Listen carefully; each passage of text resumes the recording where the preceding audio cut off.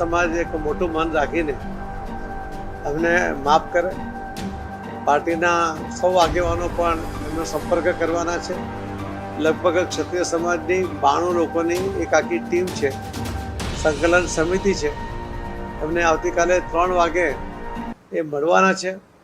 એમનો રોષ હશે તે પણ સાંભળશે અને એમને સમજાવશે અને ધીમે ધીમે વાતાવરણ સરળ બને એના માટેના પ્રયત્ન કરશે.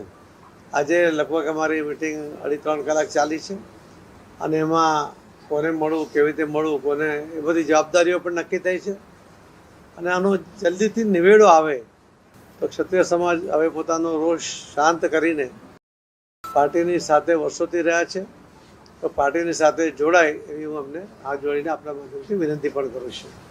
ધન્યવાદ. નહીં, અમે એમને સમજાવીએ છીએ ને, એમને માફી માંગી લીધી, આપણે મેં પણ એમને રિક્વેસ્ટ કરી. એટલે હવે એમને સમજાવીએ છીએ ને કે હવે શાંત હતા.